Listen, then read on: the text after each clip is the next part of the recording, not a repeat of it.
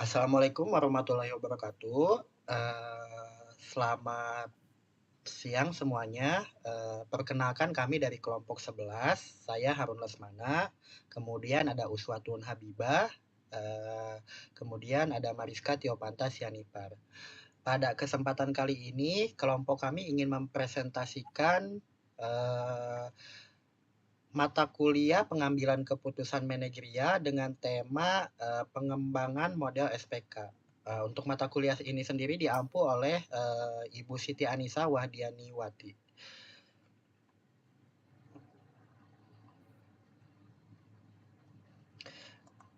Nah, di sini dalam membangun sebuah sistem pendukung keputusan atau SPK yang efektif, tentu saja kita tidak bisa langsung loncat ke hasil. Nah, kita butuh proses yang sistematis dan terstruktur supaya sistem yang kita buat benar-benar bisa membantu pengambilan keputusan yang tepat sasaran.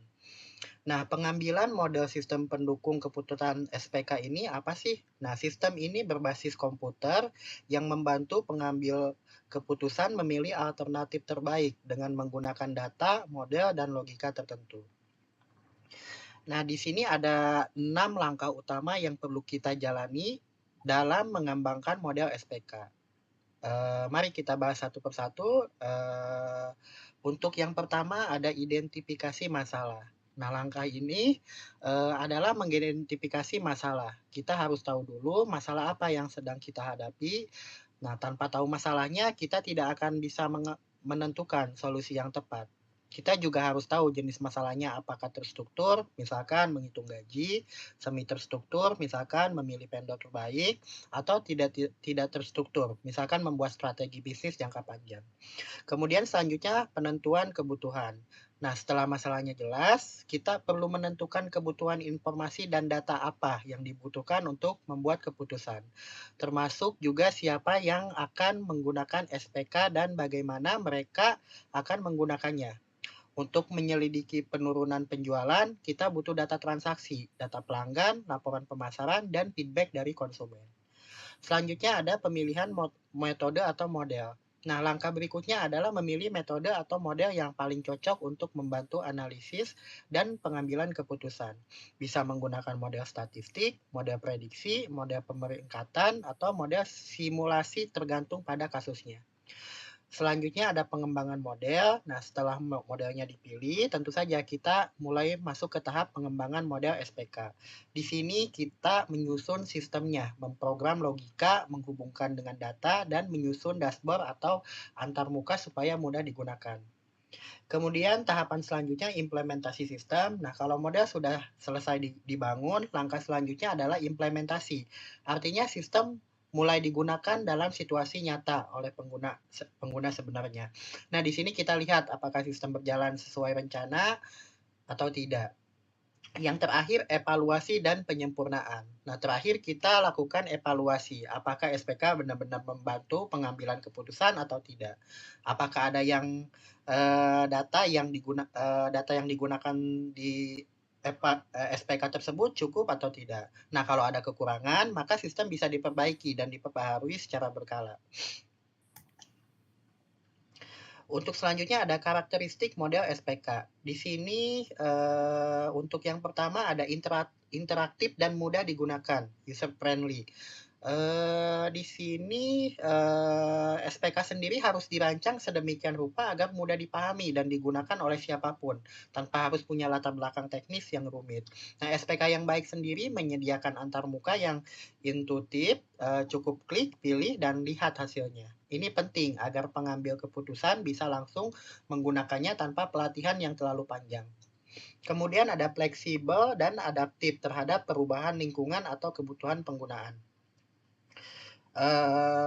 Di sini lingkungan bisnis itu dinamis. Nah, data bisa berubah, kebutuhan pun bisa berubah, bahkan masalahnya pun bisa berubah sewaktu-waktu. Nah, karena itu model SPK harus fleksibel dan bisa disesuaikan. Misalnya, bisa ditambahkan data baru, diubah parameternya, atau diperluas modelnya. Yang selanjutnya mendukung berbagai fase proses pengambilan keputusan. Nah, seperti yang dijelaskan oleh Herbert Simon, proses pengambilan keputusan terdiri dari 4 tahapan. Yang pertama ada intelijen, mendeteksi masalah, kemudian desain, mencari solusi alternatif, choose atau memilih solusi terbaik, kemudian tahap yang terakhir adalah implementation atau melaksanakan keputusan. Nah, model SPK yang ideal mampu mendukung keempat tahap ini, bukan hanya memberikan hasil akhir, tapi juga membantu di proses berpikirnya. Kemudian yang selanjutnya mampu mengelola data kualitatif dan kuantitatif. Nah, keputusan bisnis tidak selalu berdasarkan angka saja. Kadang kita juga butuh mempertimbangkan pendapat pelanggan, tingkat kepuasan, atau sentimen pasar. Karena itu, model SPK harus bisa mengelola data kuantitatif juga, seperti angka penjualan, sekaligus data kualitatif seperti komentar pelanggan atau hasil survei. Misalkan nih, saya kasih contoh, SPK bisa membaca komentar pelanggan tentang pelayanan toko, lalu menggabungkannya dengan data rating bintang, sehingga analisis lebih lengkap dan mendalam. Kemudian yang terakhir memberikan kontrol penuh kepada pengambil keputusan. Nah, yang paling penting SPK ini bukan pengambil keputusan, tapi alat bantunya saja. Jadi pengendalian tetap di tangan manusia. Nah, model SPK hanya memberikan alternatif, rekomendasi, atau simulasi, tapi keputusan akhirnya tetap ditentukan oleh manajer atau pengguna. Terus kemudian manfaat penggunaan model dalam SPK. Nah, di sini untuk manfaatnya sendiri, yang pertama ada meningkatkan kualitas pengambilan keputusan. Nah, model dalam SPK membantu menghasilkan keputusan yang lebih tepat karena didasarkan pada data yang dianalisis secara sistematis dan logis. Nah, hal ini bisa mengurangi resiko kesalahan dalam pengambilan keputusan. Kemudian meningkatkan efisiensi. Nah, untuk proses analisis data dan perhitungan yang biasanya memakan waktu bisa dilakukan dengan cepat oleh sistem ini, membuat proses pengambilan keputusan juga menjadi lebih singkat dan efisien. Kemudian memperbaiki komunikasi. SPK juga bisa mempermudah komunikasi antar bagian atau tim yang terlibat dalam pengambilan keputusan, karena semua pihak dapat mengakses informasi yang sama secara jelas dan terstruktur. Kemudian yang selanjutnya meningkatkan daya saing. Dengan dukungan analisis yang kuat dan pengambilan keputusan yang lebih cepat, organisasi dapat merespon perubahan lebih baik dan mengambil langkah strategis lebih awal dibandingkan pesaingnya. Nah, untuk selanjutnya ada komponen-komponen sistem pendukung keputusan SPK. Nah, di sini menurut Subakti 2002, komponen-komponen dari SPK sendiri terdiri dari yang pertama ada subsistem manajemen data. Di sini subsistem manajemen data sendiri fungsinya bertanggung jawab untuk mengelola semua data yang diperlukan oleh sistem, termasuk pengumpulan, penyimpanan, pengelolaan, dan pengambilan data dari berbagai sumber baik internal maupun eksternal. Komponen ini sendiri mencangkup database yang menyimpan data, DBMS atau Database Management System, fungsinya untuk mengatur data, dan fungsi lainnya sendiri menggabungkan berbagai jenis data, kemudian menambah atau memperbarui sumber data, mengatur struktur data secara logis, dan mengelola data per pengguna. Kemudian yang kedua ada subsistem manajemen model. Nah, komponen ini menyediakan berbagai model analisa atau perhitungan seperti model keuangan, statistik, atau simulasi untuk membantu pengguna dalam menganalisis data dan mengambil keputusan. Adapun kemampuan dari subsistem manajemen model ini meliputi membuat dan menyimpan model-model analisis, kemudian bisa menyambungkan model dengan data dan melacak dan mencatat penggunaan model. Kemudian yang selanjutnya subsistem manajemen dialog, user interface atau communication subsystem. Subsistem ini menjadi jembatan antara pengguna dan sistem. Nah, disinilah pengguna memberikan perintah, memilih opsi, dan menerima hasil analisis dari sistem. Nah, untuk subsistem ini terdiri dari dua bagian utama. Yang pertama ada bahasa aksi. Di sini fungsinya untuk input seperti mengetik, klik, atau memilih menu. Kemudian yang selanjutnya ada bahasa tampilan untuk outputnya, seperti grafik, tabel, atau laporan. Kemudian yang terakhir, basis pengetahuan. Komponen ini menyimpan pengetahuan, aturan, atau pengalaman terdahulu yang digunakan untuk memperkaya kemampuan analisis sistem. Oke, selanjutnya akan dijelaskan oleh teman saya, Mariska. Baik, di sini saya akan menjelaskan bagaimana langkah-langkah pengambilan model SPK. Di sini ada 5 tahap untuk pengambilan pengembangan model SPK. Yang pertama itu bagaimana untuk mengidentifikasi masalah ya. Jadi itu mengenali dan mengidentifikasi masalah yang diinginkan diselesaikan melalui SPK. Terus yang kedua itu ada yang namanya itu menganalisis data, mengumpulkan data, menganalisis data relevan untuk dasar pengambilan keputusan. Yang ketiga di sini ada yang namanya pengembangan model SPK, yaitu merancang dan membangun model SPK yang sesuai dengan kebutuhan pengguna. Yang terakhir itu ada yang namanya evaluasi dan pemeliharaan. Di sini adalah tonggak akhir menilai aktivitas sistem dan melakukan perbaikan atau pembaharuan secara berkala. Nah, di sini ada yang namanya itu jenis-jenis dan kategori model SPK.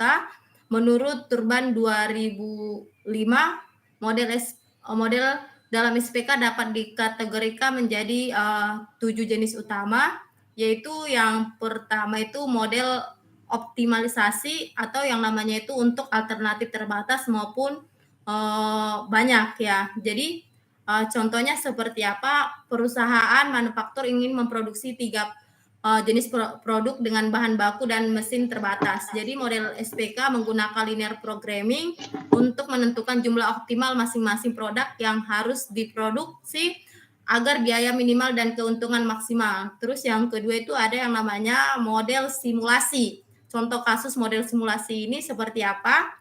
Yaitu sebuah rumah sakit ingin mengetahui berapa lama waktu tunggu pasien di ruang OGD. Jadi model SPK ini menggunakan simulasi antrian untuk menguji skenario seperti jumlah dokter, menguji waktu pelayanan dan banyaknya pasien tanpa menunggu operasional nyata. Terus yang ketiga ada yang namanya itu model analitik. Model analitik ini contoh kasusnya itu seperti perusahaan ingin tahu seberapa besar pengaruh iklan terhadap penjualan. Model SPK yang digunakan itu seperti regresi linear untuk menganalisis hubungan antara biaya iklan dan peningkatan penjualan, lalu mengambil keputusan anggaran dari iklan. Yang keempat ada yang namanya itu model heuristik. Contoh kasusnya itu ada logistik pengiriman barang ke banyak lokasi dengan jalur yang berbeda. Model SPK yang digunakan menggunakan algoritma heuristik, misalnya algoritma genetika, untuk menentukan rute terbaik agar biaya pengiriman lebih minimal meski tidak menjamin solusi optimal secara matematis. Dan yang terakhir ini bagaimana menggunakan yang namanya itu model prediktif. Contoh kasusnya toko online ingin memprediksi pelanggan mana yang memungkinkan akan berhenti berbelanja. Jadi model yang SPK yang digunakan menggunakan machine learning atau data mining untuk menganalisis pola pembelian sebelumnya dan memprediksi pelanggan yang berisiko tinggi atau churn agar bisa dilakukan yang namanya itu retensi atau membangun hubungan antar customer. Dan terakhir itu ada yang namanya model lainnya. Jadi next. Di sini ada yang next. Oh ya, jenis-jenis karakteristik model SPK ya. Jadi tadi udah saya jelaskan jenis-jenisnya seperti apa. Di sini kita ingin mengetahui model utamanya itu yang pertama penyelesaian masalah dengan algoritma atau linear programming. Terus yang kedua penyelesaian satu langkah dengan rumus tertentu. Yang ketiga uji skenario juga ya untuk solusi terbaik atau cukup baik. Yang keempat aturan atau rules berbasis pengalaman atau sistem pakar. Yang terakhir, what if the analysis atau pemodelan keuangan analisis antrian. Nah, di sini juga terakhir ya, jenis-jenis dan kategori model SPK. Beberapa model yang sering digunakan dalam pengembangan SPK, yaitu yang pertama antara lain, ada yang namanya metode SAW atau Simple Adaptive Weighting. Yang kedua metode IRR atau Internal Rate of the Return. Yang ketiga ada yang namanya NPV atau Net Present Value. Yang terakhir itu ada yang namanya metode lain-lain. Jadi saya jelaskan satu persatu apa sih yang dibilang yang dimaksud dengan metode SAW. Jadi metode SAW itu seperti apa? Ini saya jelaskan.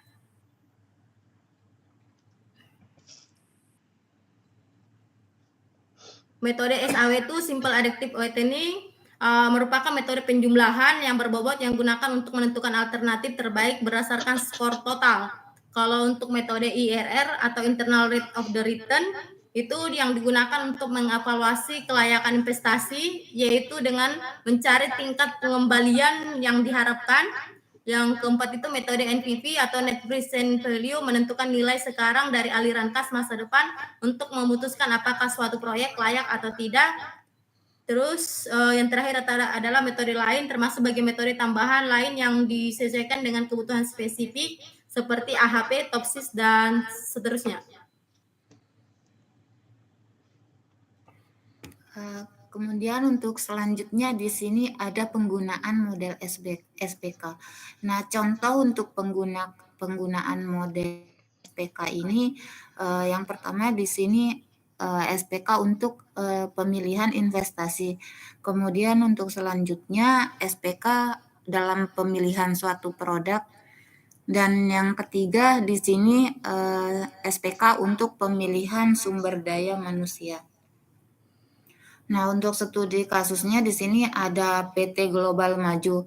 PT Global Maju ini adalah perusahaan manufaktur furnitur yang sedang menghadapi penurunan penjualan sebesar 15% yang ada di wilayah Jawa Barat. Nah, manajemen perlu memilih strategi untuk pemasaran baru antara digital marketing, event-based marketing, atau hybrid marketing. Nah, keputusan ini bersifat semi terstruktur karena melibatkan data historis, prediksi pasar, dan pertimbangan kualitatif. Nah, keputusan yang dilakukan oleh PT Global Maju ini, yang pertama PT Global Maju ini melakukan identifikasi masalah atau intelligent test. Kemudian dilakukan pembaruan alternatif yang diantaranya ada digital marketing, kemudian event-based marketing, kemudian juga dilakukan hybrid marketing. Nah, setelahnya dilakukan analisis dengan menggunakan metode EMV, metode Expected Monetary Value. Kemudian yang terakhir implementasi, dan yang terakhir itu dilakukan evaluasi.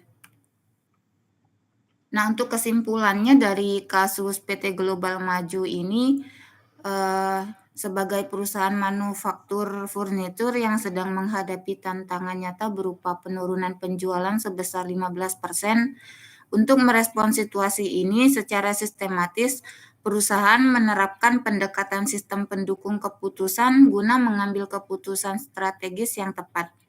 Nah, melalui 5 tahap pengambilan keputusan, identifikasi masalah, pembangunan alternatif, kemudian analisis menggunakan metode EMV, seleksi strategi, hingga implementasi dan evaluasi. Manajemen mampu mengevaluasi berbagai opsi pemasaran seperti digital marketing, event-based marketing, dan hybrid marketing secara objektif dan terukur.